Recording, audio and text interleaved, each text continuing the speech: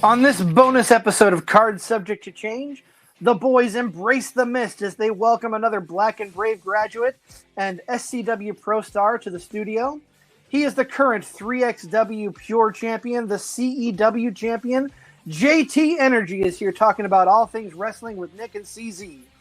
As always, Cards Subject to Change is part of the For Frequency's Sake podcast network, where you can subscribe for new episodes of us, The Data Lab, Educated Ignorance, and other great podcast content.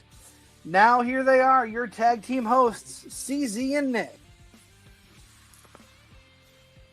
Nick, how you doing today, my friend?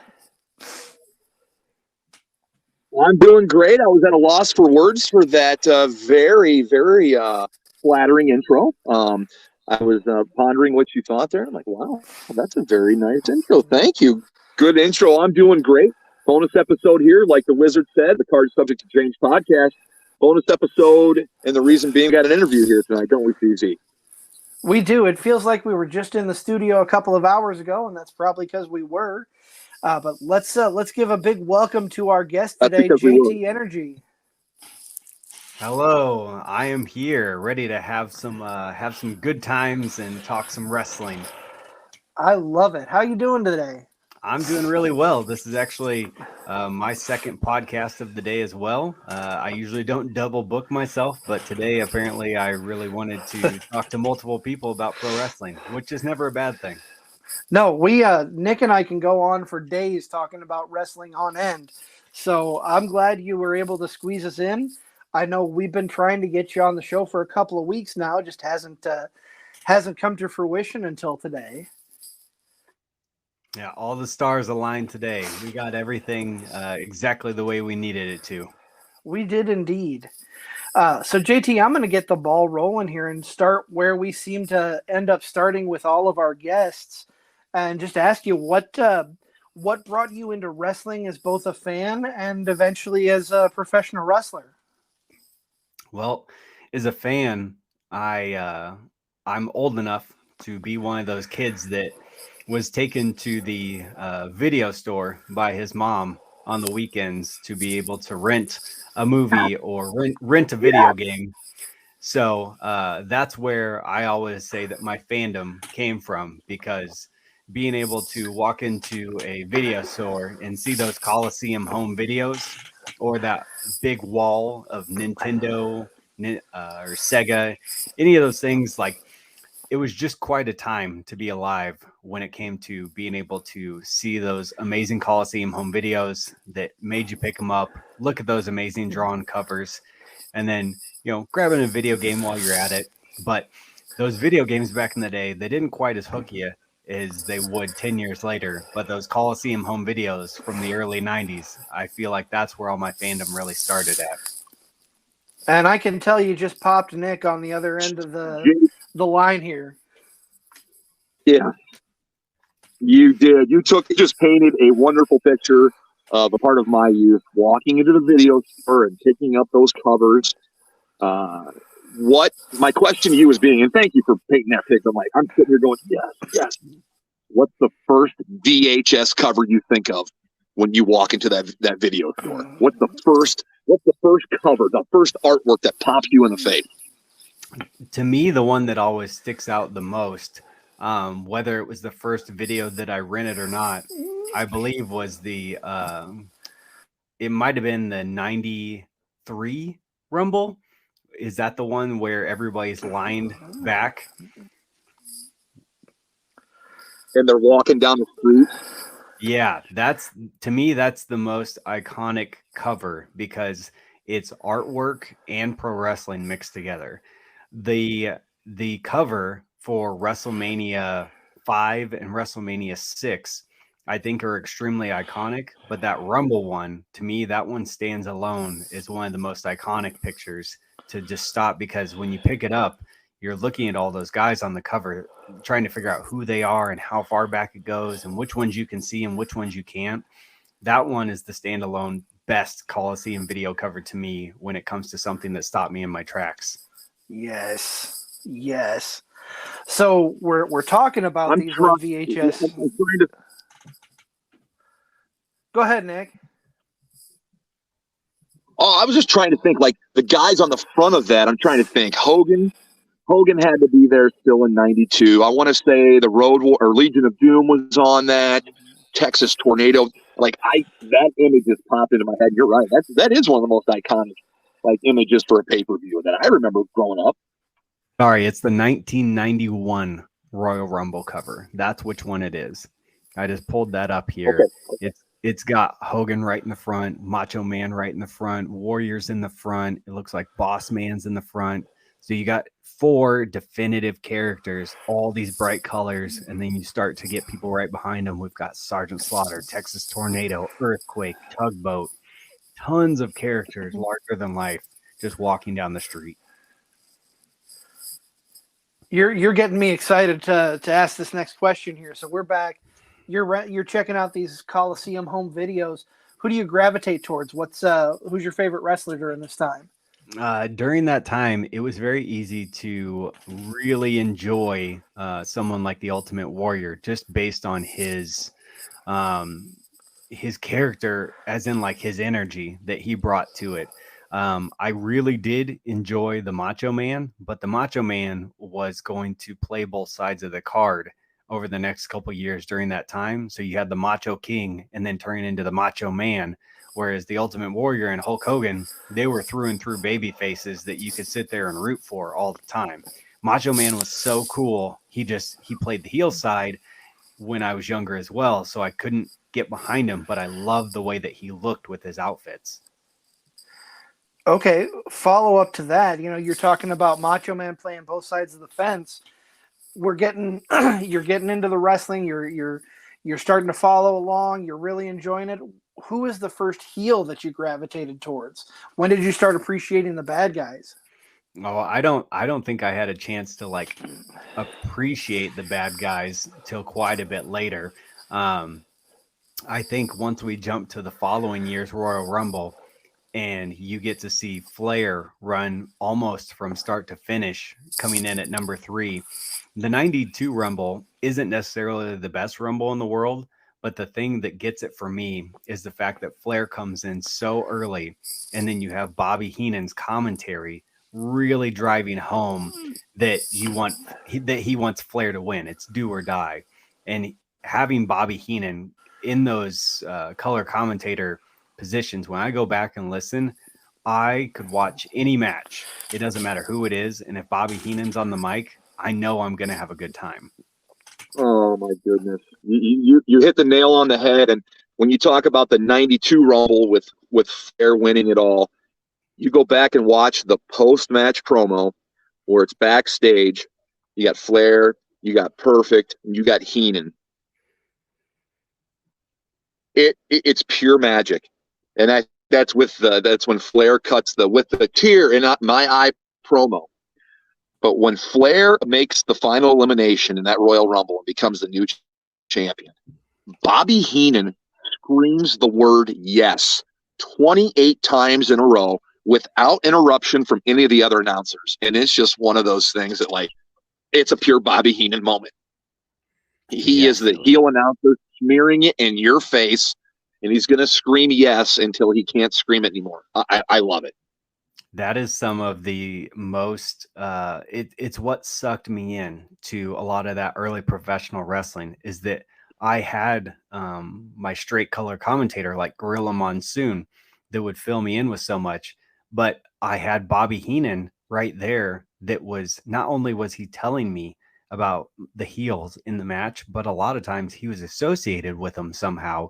And it seemed like he had a personal vendetta against some of the baby faces. And because of that, I bought into it more, because it seemed like he had his own means to justify, while people like Jesse Ventura and Gorilla Monsoon were there to defend these guys.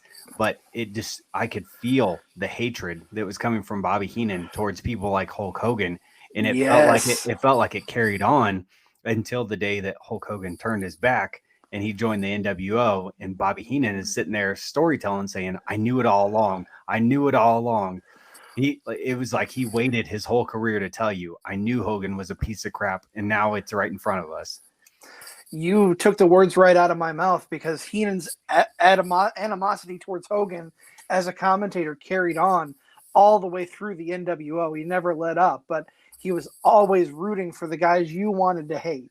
And that was just fantastic. Yes, absolutely. So when it comes to me becoming a fan, home videos, that's where I became a fan. I would pick up those Nintendo games, but the Nintendo games, they couldn't suck you in the way that they would many years later. So those VHS tapes are what I lived and breathed and died on.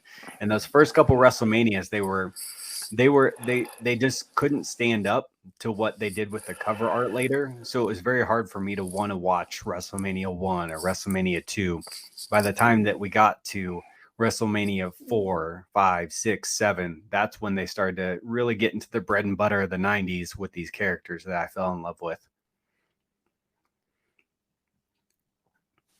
You want to talking here with JT Energy on the Card Subject Change podcast, and one thing you mentioned Ultimate Warrior and Macho Man, their presentation. Are there any other wrestlers you channel with your presentation? You know, presentation's a big part of wrestling. It's also a big part of the whole JT Energy experience. Are there any other guys you're channeling besides, Macho and Ultimate Warrior out there with presentation? I would say I usually gravitate towards certain people in those eras. And I did, when I first started off my career, I tried to look at a lot of influence from Rick Rude, because he was one of my favorite heels that stood out during that early time period. He's one of those guys that carried himself in a specific way. And when I broke in with my career, I looked at a lot of how he carried himself in the way that I could carry myself in the ring to make sure that, people hated me just as much as they hated him. That is a fantastic answer. And I'll be honest with you, I got a chill when you said Rick Rude, and I'm picturing you coming to the ring doing what you do, and I'm picturing Rick Rude, and it all just fits together so nice. Making sure at a certain point I could look out at all the crowds, especially the Iowa crowds, when I was playing that heel character to its fullest, letting them know that they all were sweat hogs, just like Rick Rude would say. So we're talking about. Oh, go ahead, Nick. I was just going to say, and Rick Rude made it so cool to throw insults at larger women, did he not? I mean, to me, that was funny back in the day, even though he was the bad guy. Yeah, being able to just get a couple one-liners across and make fun of a couple people in the crowd to get everybody against you, but you really can't deny Rick Rude because he looked like $1 million, and then he had the airbrush tights, which no one else had, and he could sell his ass off. So we're talking about you channeling your inner Rick Rude coming to the ring. I have a feeling I know the answer to this already. You've been more of the heel in the time that I've seen you than the face. Do you prefer working heel to face when you're in the ring?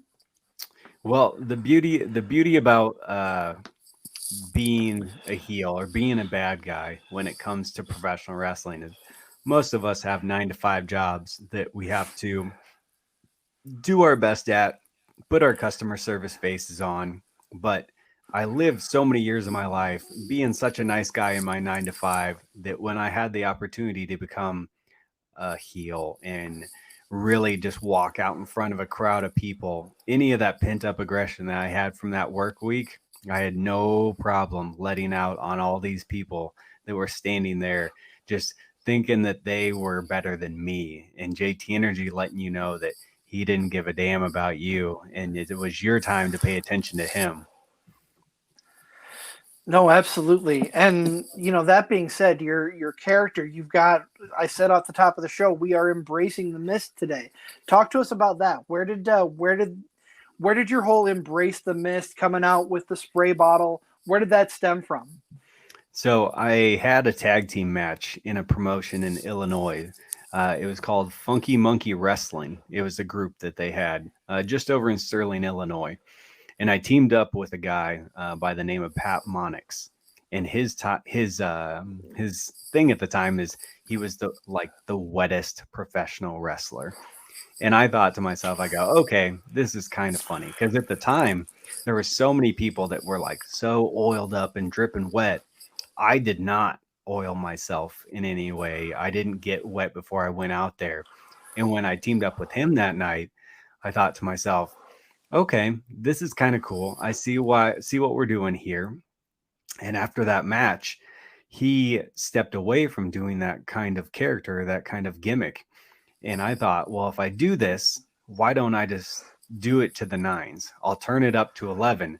So that way I am the personification of coming to the ring, talking about, the 6-star booty at the time. And when I transitioned away from the 6-star booty, the thing that I didn't want to take away from myself was my mister that I brought to the ring. And I didn't just stick with a traditional spray bottle. I found different styles of mister. And when I eventually realized that I was going to become the Unsolved Mystery, I knew I could take the mister bottle that I bring to the ring with me, and I could turn that into part of what my character is. So I've just evolved that thing that I carry to the ring over time, just to get more and more elaborate with it. I love it, and I've watched you. You and I have known each other for a number of years. Going to see you watching you work at SCW, and I've watched the evolution of that mist bottle. But JT, we're going to take a quick time out here. We do have to pay some of our dues to our podcast brethren, so I'm going to play a quick promo, and we'll be right back. Okay? Sounds good. Make sure you tune into For Frequency's Sake on Facebook, Twitter, YouTube, and Twitch each Sunday during the football season from 10 a.m. to 11:30 a.m. The boys from For Fantasy's Sake will be bringing the fire fantasy football takes, updating you on the week's rankings and injuries, and getting you ready for your fantasy football matchups each and every week. The show is interactive, so be sure to send your questions. You can find them at For Frequency's Sake on Facebook, at FFSQC on Twitter, or you can send them an email at forfantasysakeqc@gmail.com. Hey, we're back here on the Card Subject to Change podcast, and joining us tonight is JT Energy. And before we went to break, we spoke about names such as Macho Man Randy Savage, Ultimate Warrior, Rick Rude. We were talking about the myth, embracing it, the myth bottle. Who today, in today's wrestling world, we've looked back, let's look at current day now. Obviously, we know who you've been trained by, but who are guys that you are looking at, presently, you guys that you dig their work or whatever, and maybe someone of those that maybe want to embrace the mist, and someone you'd like to work with currently that you haven't worked with yet. Well, there's wrestler that you haven't worked with. Sure, there is a plethora of people out there in this wrestling world, from the highest of highs to the lowest of lows, that continue to get my attention. And with the things that have popped up in the world of professional wrestling recently, there is a gentleman that I think got everyone's attention very recently, and he popped up on AEW for a hot second, just in the background, but he has been there a little bit more, and he goes by the name of Luigi Primo. He is the best pizza chef. Luigi Primo is something that I would love to get in the ring with. His viral video went crazy. That thing has over 6.3 million views of him wrestling and making pizza at the same time. And if I think to myself, could I entertain a crowd and have the best night of my life with Luigi Primo? The answer is absolutely yes. I've seen that personally. That is a great video. I don't know how he does that, maintains spinning the pizza while he's in the wrestling ring. Let me kind of follow up off of that a little bit here. So you mentioned that he showed up in AEW recently. Well, a few months ago, you yourself showed up in AEW. You were on Dark Elevation. If I'm remembering correctly, you got yourself knocked out by Luchasaurus. Talk about that experience for me, being on AEW yourself. It was quite the night. There was plenty of ups and downs, from taking a huge punch by Luchasaurus in the back, just trying to protect, good friend Christian Cage, trying to make sure to protect him, Luchasaurus left me laying. But not only that, I was appearing on AEW Dark Elevation, stepping into the ring with my tag team partner, the Buns of Steel, Jay Fowler, who I have quite the history with here in Iowa professional wrestling. But I did not know that night how popular the Acclaimed were becoming. And when the Acclaim's music hit in the Target Center in Minneapolis, I looked at my partner and said, we are in trouble, because that place was rocking and they were ready to hear Max start his rap. They wanted to get the scissors.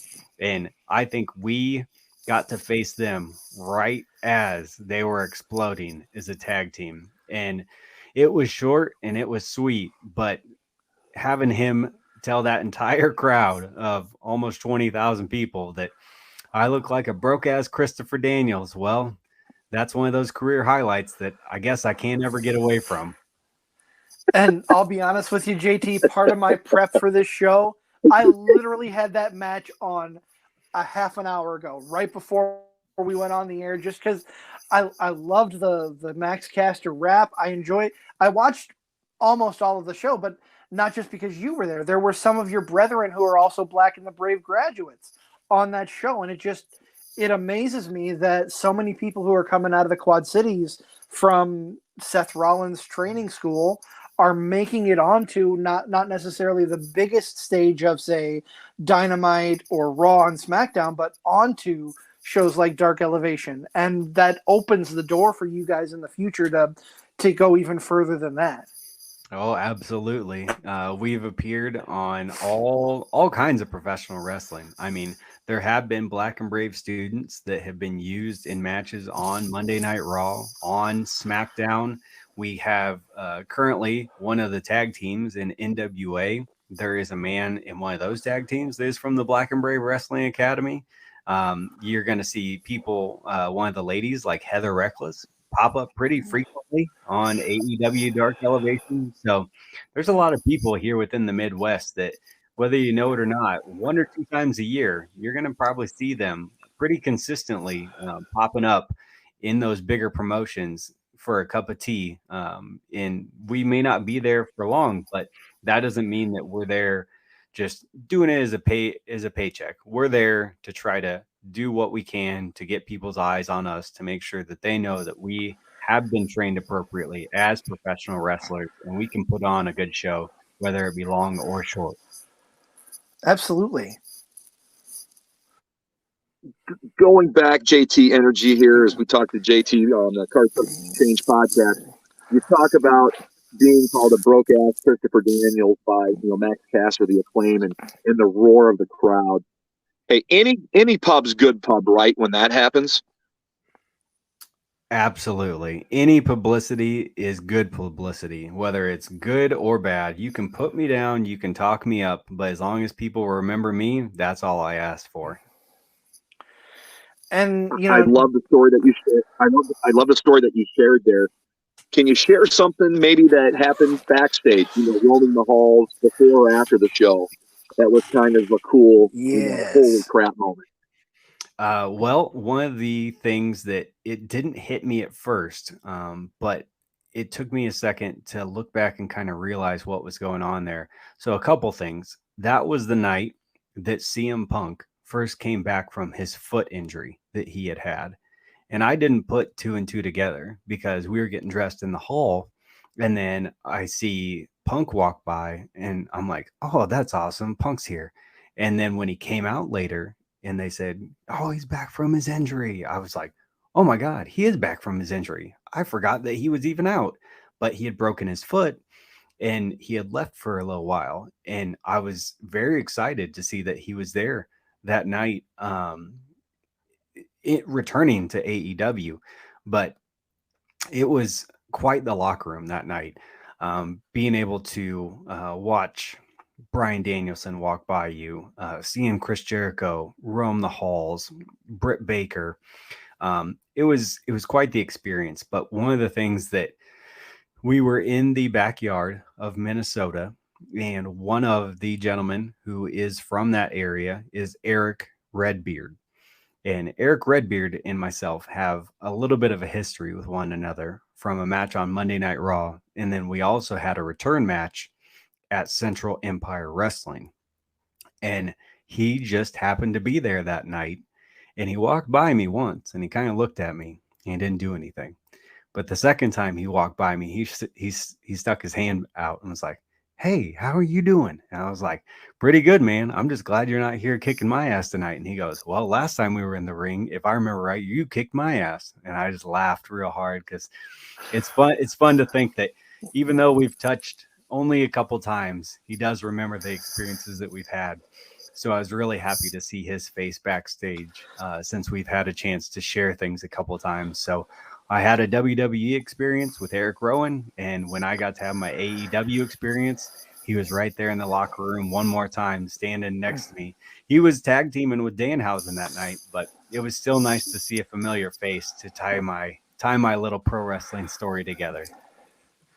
You actually read my mind when you started talking about Eric Redbeard, because that's where I was going to go next, is kind of compare your time working in AEW with a few years ago when you were in WWE.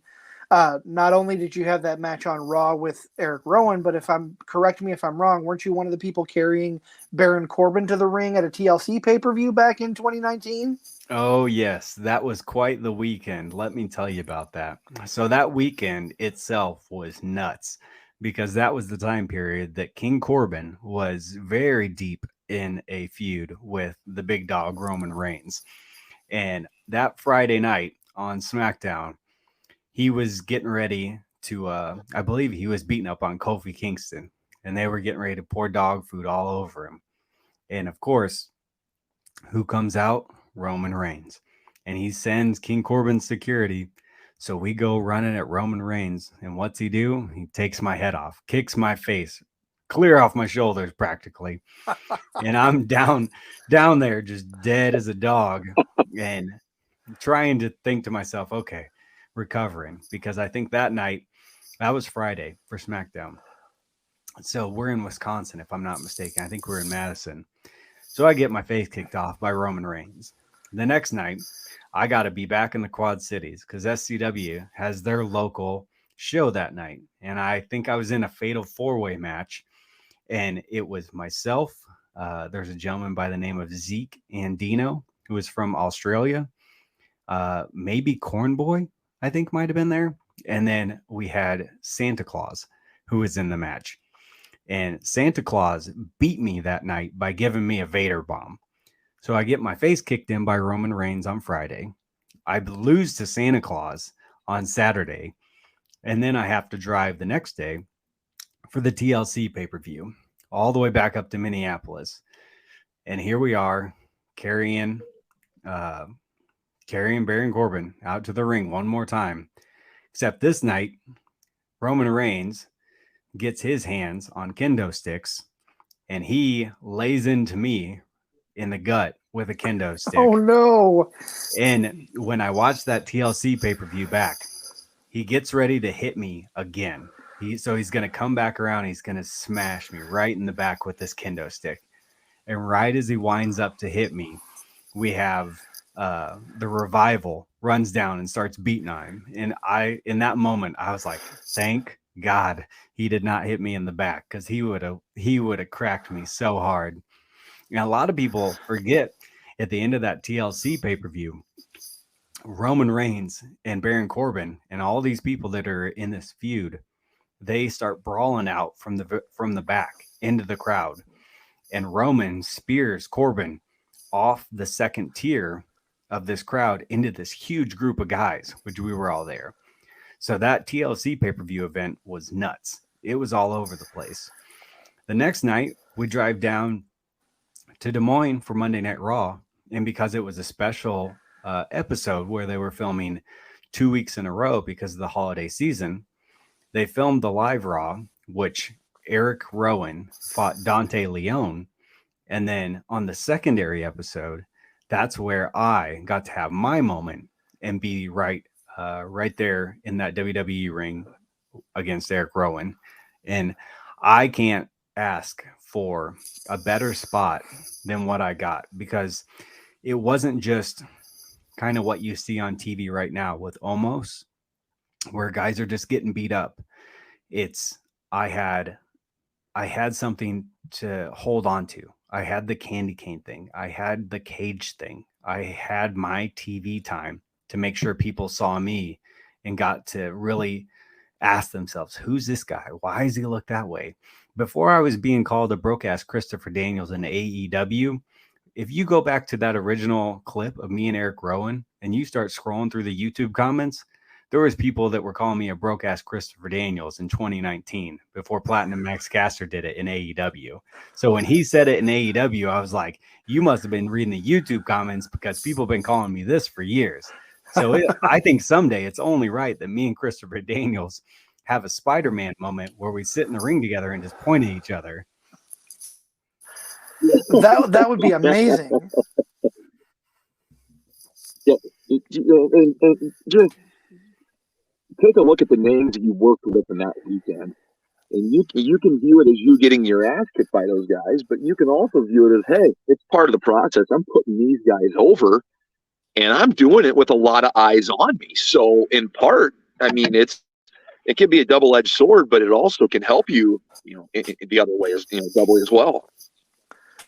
Oh, absolutely. Anytime I'm involved in any of those events where I'm working with people at such a high caliber, I'm doing it in the aspect of I want my trainers, I want the people that have invested their time into me to help me learn in professional wrestling to see those segments and give me honest feedback on how I did. Did I maximize my time? What could I have done better in those roles? Because a lot of times, as long as you're doing your job and in what's needed in those moments, that's all they can ask for. And I don't ever try to go into business for myself because that's not something that you need to do at that level. You need to do your job and do it right. And the more that you do that, the more that you'll get those opportunities for the future. Very much so. JT, we're going to take one more quick time out here, talk about the websites for our For Frequency's Sake team, and then we'll be right back. In addition to bringing fire on the mic, the team at For Frequency's Sake is still bringing it online as well.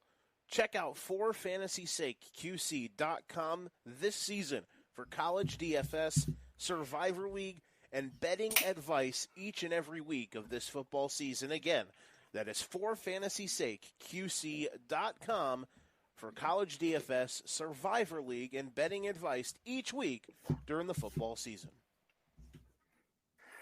All right, we are back with more of Card Subject to Change, talking with JT Energy. Before we took that break, JT, you were talking about, wanting the feedback from the people who trained you in those big moments. What is your relationship with, say, Merrick Brave, Seth Rollins? I know you're still a big part of SCW. Do you have that? We've asked this of other wrestlers who have graduated out of the Black and the Brave Academy. Are you on good terms with Seth? Is he contacting you like he is everybody else? The proud papa moments and checking in with you and all that? So if I'm going to make I want to make like a little, if I were to reflect on that, on how I view Colby, I will look at Colby kind of like he's my Professor X, right? And I'm part of the X-Men. Yes. So I'm out doing what's needed against the world of professional wrestling. And when I feel like I have something that I've reached deep inside me and I cannot find that answer for, and I'm ready to get that feedback that's necessary or unlock something to go to the next step or make me feel like I can get more out of this if I get feedback from someone who is at the highest level, that's when I will seek the advice of my Professor X, Mr. Colby Lopez, Seth Rollins. I usually don't bug him that often, but every now and then, if I have a really good match or I'm really kind of stuck in a scenario and I'm not sure where to go, that's when I try to pick his brain, because he does have a ton of professional wrestling knowledge, but I make sure that when I go to him, it's for the means that I have to turn to him. because I have so many things at my disposal that I've got over the years from my trainers like Merrick Brave, like Matt Mayday Crotch. Those people have taught me a ton of stuff, but there is only certain stuff that I'm going to seek out his advice on. So every now and then I will pull my Seth Rollins card and say, okay, let's see what WrestleDad has to say about this one. But I do those few and far between just to be as respectful of that man's time as possible, because I know he's a very busy guy. So I just try to stay in my lane. But there is one thing that I know, and that's that he keeps an eye on all of his Black and Brave wrestling kids. Anything that we're doing, whether it be on Instagram, Twitter, Facebook, he's got his eye on everybody, and continues to give little bits of feedback or even ask questions himself to kind of stay in the loop when he can. And I know Nick's got a question for you, but before he asks his next question, I just want to say I love that you referred to him as WrestleDad. That is the best term I've ever heard in reference to Mr. Seth Rollins from anyone we've talked to. Yeah, anytime that you get trained by somebody, that person becomes your WrestleDad. And because Seth was trained by Danny Daniels, who runs AEW, in theory, that's my wrestling grandpa, because he's the one who taught my WrestleDad, and who taught Danny Daniels was Al Snow. So he would be my wrestling great grandfather if you were to follow that lineage back one by one. But that's kind of how it goes, and one of the just little things that you hear people talk about in the world of professional wrestling when they get trained. Well, JT, I love the comparison you made with Colby or Seth being Professor X. Obviously, that makes you an X-Men. So a two-part question here. What X-Men are you, and what installment of the X-Men series are you putting yourself into? Who are the X-Men that are with you? Well, if I have to go with what speaks to my heart the most, I am part of the animated series X-Men that I watched as a young kid. That is my only X-Men that I usually will reference. That is the right answer. I have watched all the other X-Men, but the fact that I don't get to hear the da-na-na-na-na, da-na-na-na-na. That scene is a banger. It still bangs. Yes, absolutely. Now, when it comes to that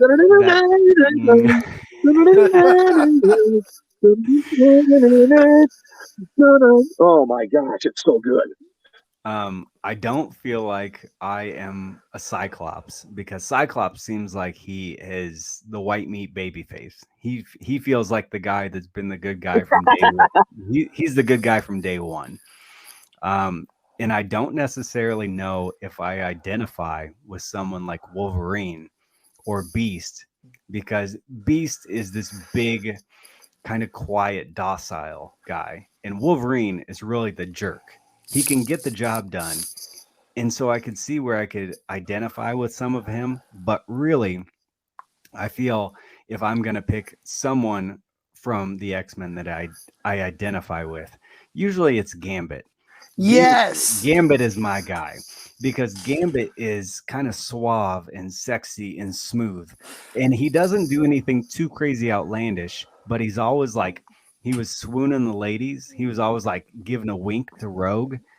And then at the same time, he would be right in the action. But he didn't have to run the show like Cyclops, and he didn't have a hot head like Wolverine. But he was always right there. And whenever you saw him kind of pull out his staff and throw those playing cards in that intro, you're like, damn, who's that guy? He just had this suaveness about him that was so cool. I knew right where you were going as soon as you started talking.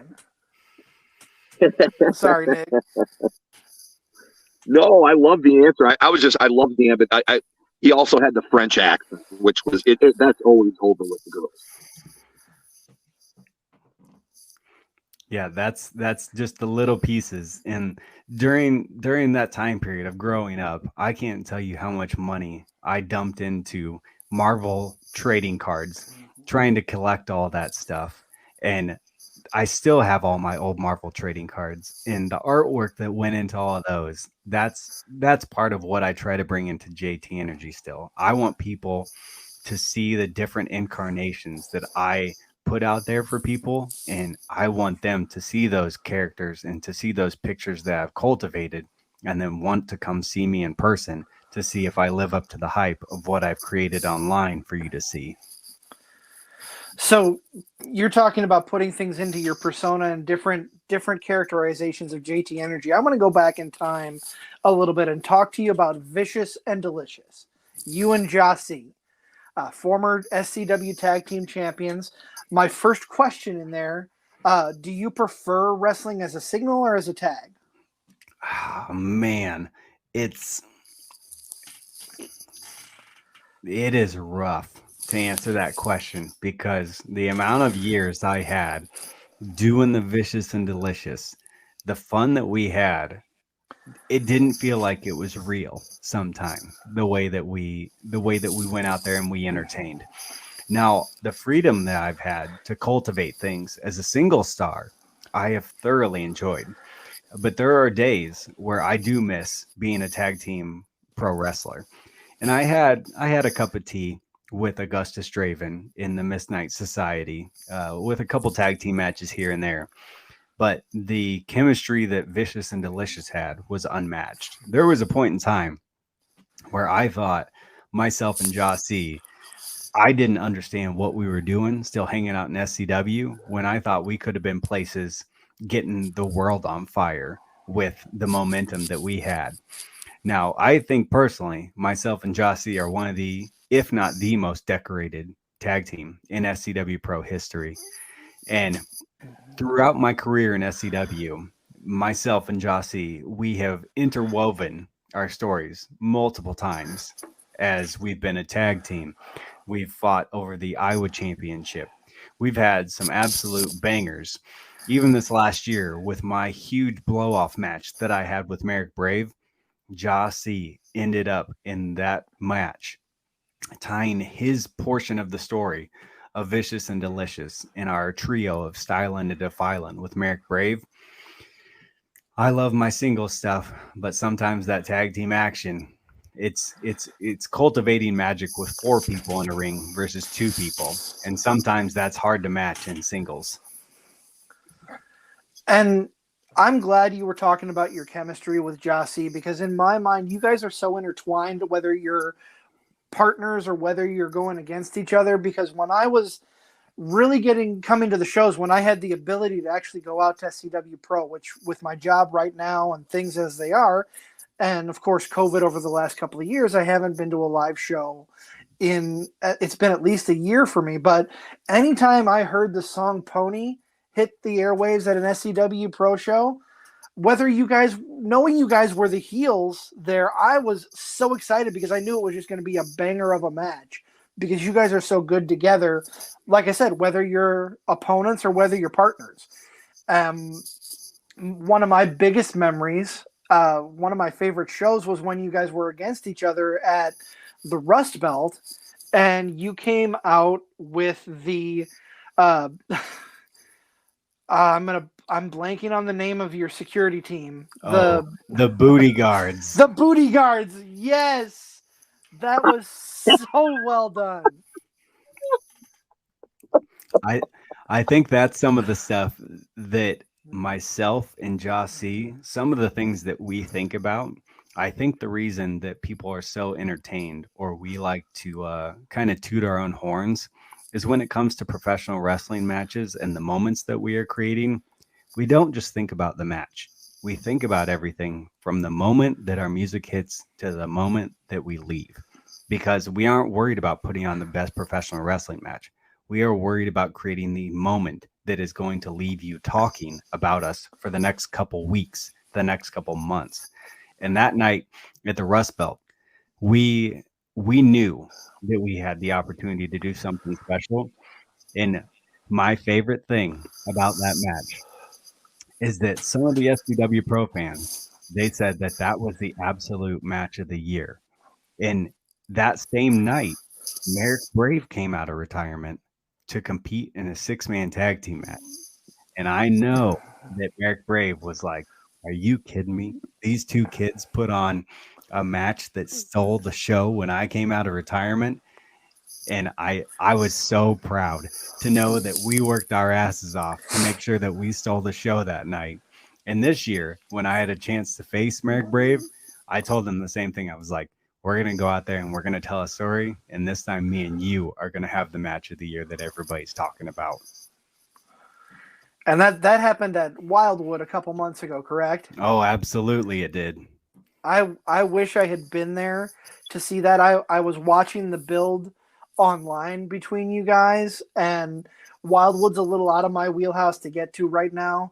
And like I said, my job Saturdays, I'm working until usually about 5 o'clock, but I'm always out of town. I'm at least 2 hours from the Quad Cities and having to drive home, so it's hard to get into those shows. But yeah, that everything I heard about your match with Merrick from over the summer was phenomenal, as much so as what we just talked about with you and Jossie at the Rust Belt. And that's what I try to do. It might only be SCW Pro, but I'll be damned if when at the end of the year they don't put out that cute little questionnaire that says, who is your favorite superstar? Who is the best whatever? Who is the best this? I don't care if it's just SCW Pro. If I'm going to hang my hat on something as a professional wrestler, I'm not trying to have the WWE best match of the year. But in SCW Pro, I absolutely every year will try to figure out how my story was the best story of the entire year that the fans continue to follow, because I want that momentum to carry into the next year. I'm always thinking ahead.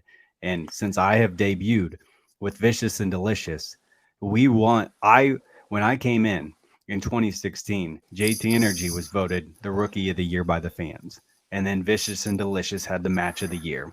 And then Vicious and Delicious had the Match of the Year again. So I have had a hell of a time trying to make sure that I one up myself year after year. And, excuse me, right now in SCW Pro, I have made my intentions known that I am coming for Connor Braxton. And I'm coming for the SCW Pro Championship. That's the only championship you haven't held in SCW, if I'm not mistaken, correct? Absolutely. I am a 3-time SCW Pro Tag Team Champion. I am one of, if not the longest reigning QC Cup Champion. I am a 2-time Iowa Pro Champion, and I have never won the SCW Pro Heavyweight Championship. So it is locked in my sights, and it doesn't have to be tomorrow. It doesn't have to be next month, but that is one of the things that before my career is over, I will stand in that ring and I will hold, and I will make sure that when I'm champion, it's going to be a reign that people talk about for years. And before, I know Nick has a few more questions for you that he wants to ask before we wrap up, but I would be remiss, since we're talking about your championship reigns, not mentioning the other promotions. You're the CEW champion right now, 3XW Pure champion. Talk about your championship reigns in those other companies that are right in our area here, just a little further away.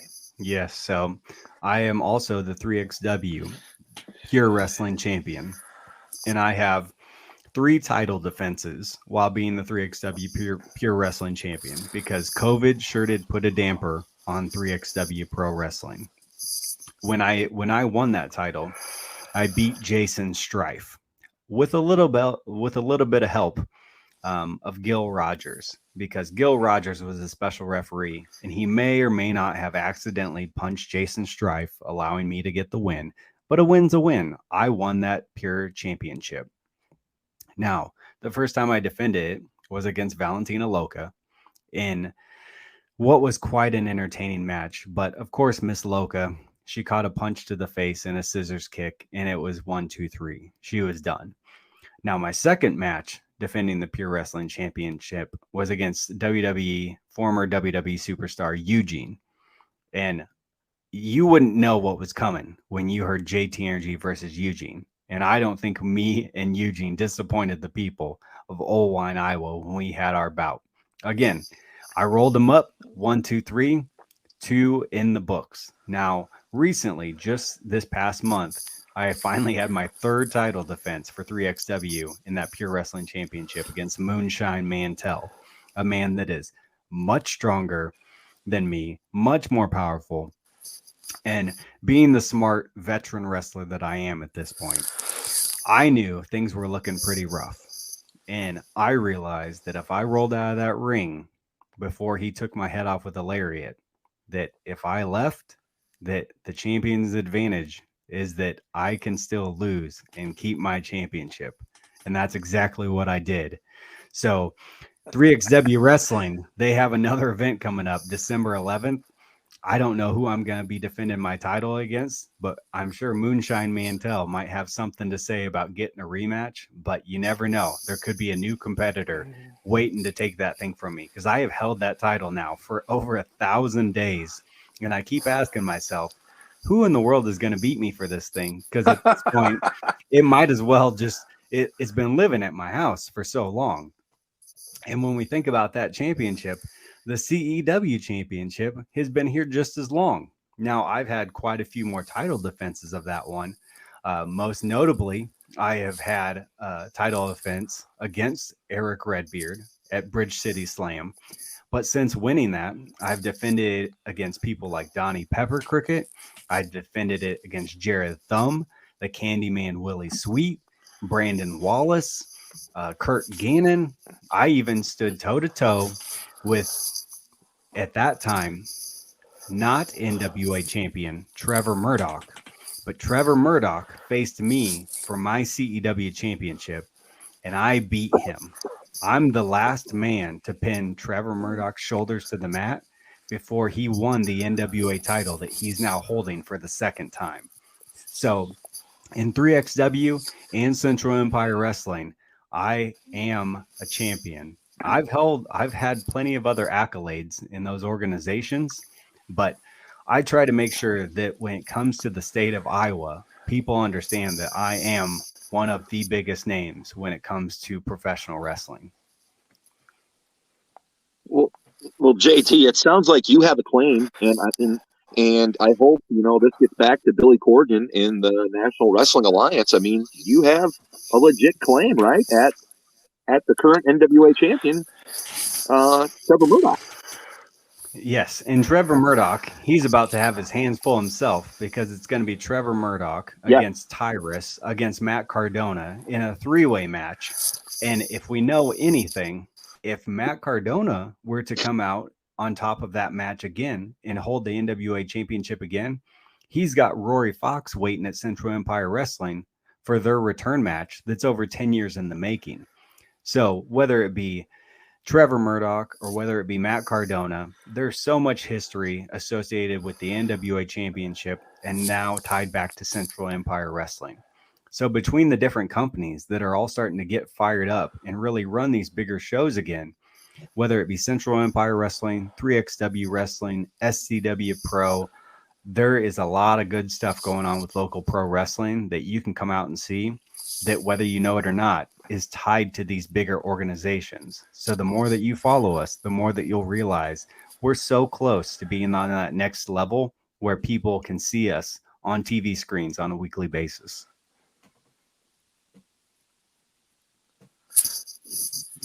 All this talk of these different organizations has got me excited, of course, for our local organization here, SCW Pro. Talk about your next appearance there and when the fans can see JT Energy back here locally if you're here listening in the Quad City area.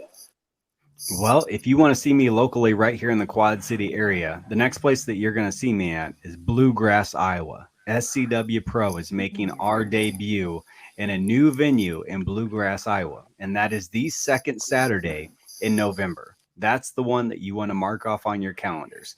I know it's going to be hard to get there on time, but sometimes you just got to think to yourself, okay, how quick can I get there?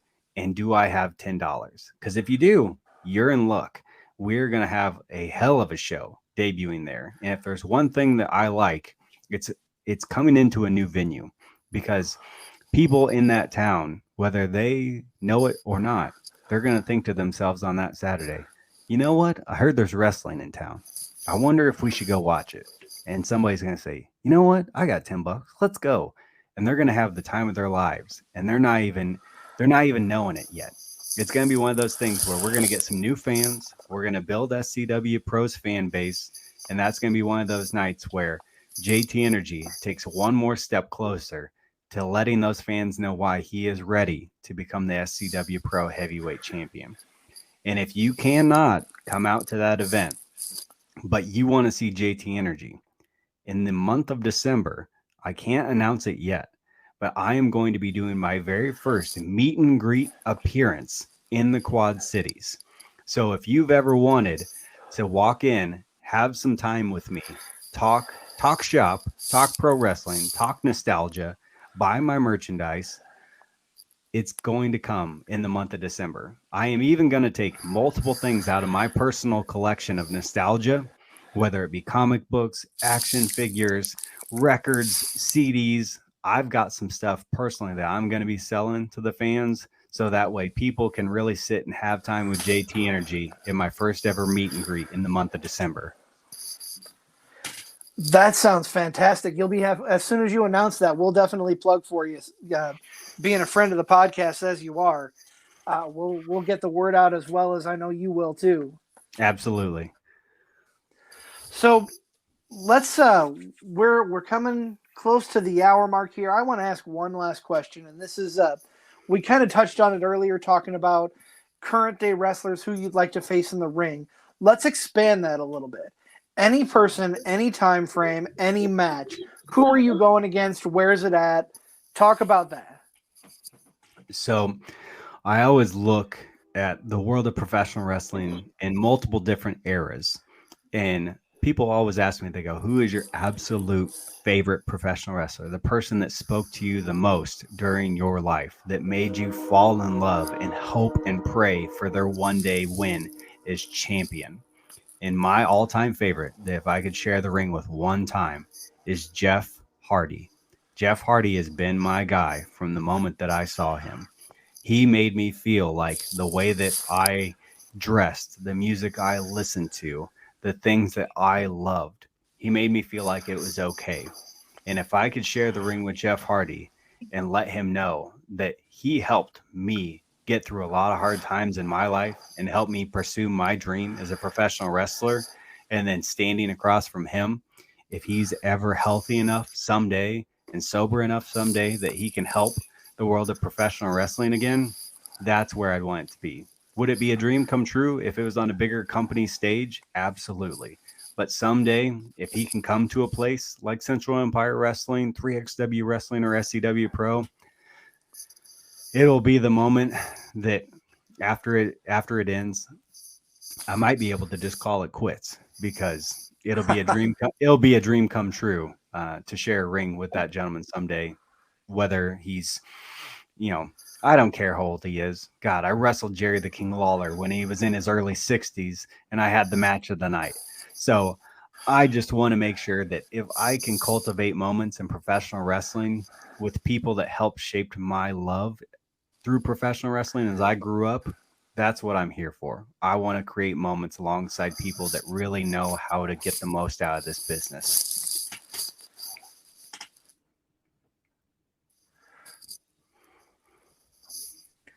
And that would be a match that I would definitely love to see. Give me my last question here. I want to thank you just, for my side of the tag team. You talked about all these different organizations, and it's 2022, and in the wrestling world, there's so much going on. There's so much opportunity for wrestlers. Yes and no. And there's so many outputs, so many places for, wrestling fans to find wrestling. Where are we going to see JT Energy a year from now? Where does JT Energy, where do we see him a year from now?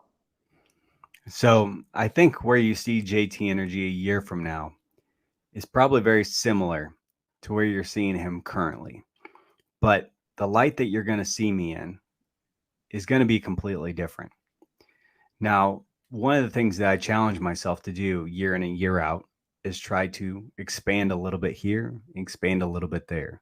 So that way I can have new opponents. I can have those first time matchups. I can go ahead and make my debut in a new state.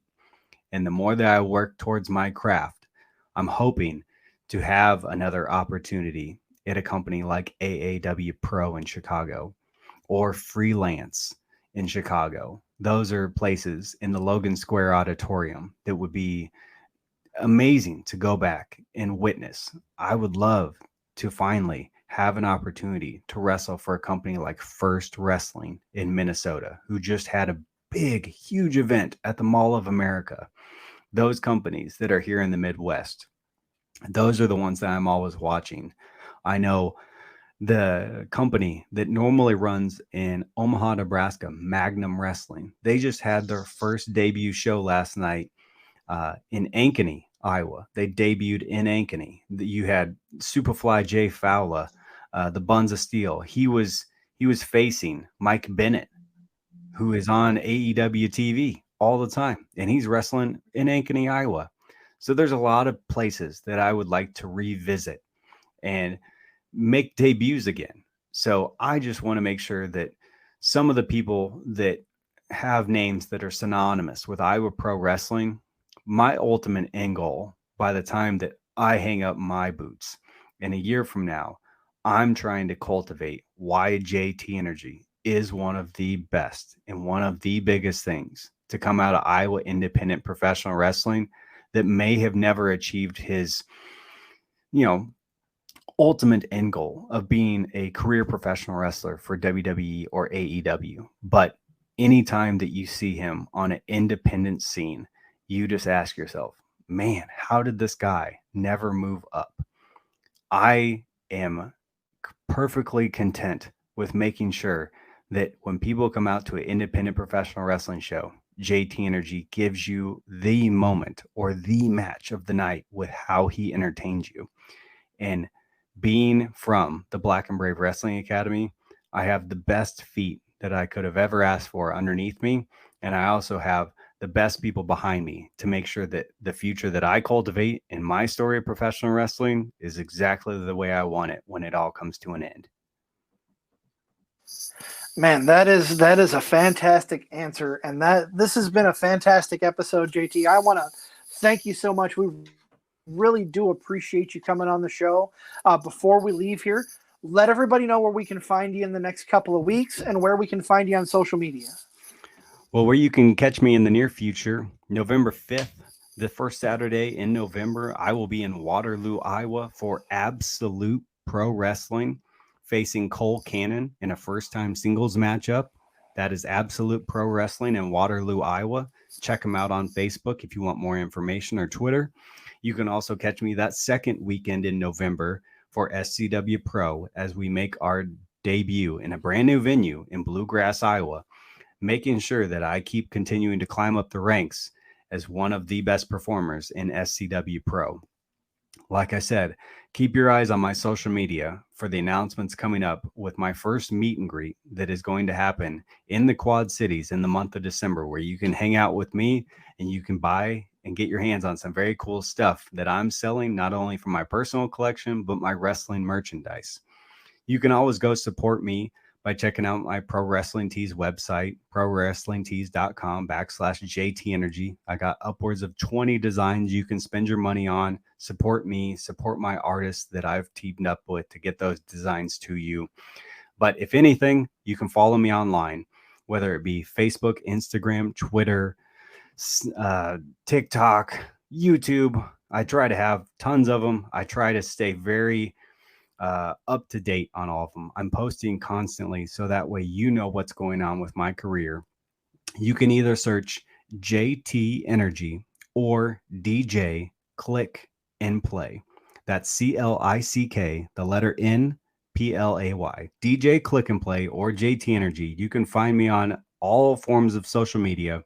Definitely stay up to date on my YouTube. I'm always posting new matches and old matches. And check out the Instagram. It's where I'm always putting pictures up of my personal and professional life, so that way you can stay on this journey right there with me. Well, JT, thank you once again. We're going to close this out, our episode talking with the broke-ass Christopher Daniels, JT Energy. Sorry I had to get that in one last time, my friend. Oh, don't worry. If you head over to my Twitter right now, it says JT Energy, a.k.a. Mr. Daniels. Well, thank you so much again. Thank you. That's going to close out.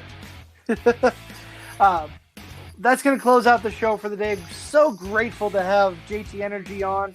Look for us next week. We'll be talking about Crown Jewel from the WWE. Give our thoughts and feelings on that premium live event. You can find me at the Wizard CZ on Twitter. Nick is at NickBull55. The show is at CTST Podcast, and you can also find us on Facebook by searching for Cards Subject to Change Podcast. For Nick, for JT Energy, I am CZ. We wish you all a good evening, and thanks for tuning in.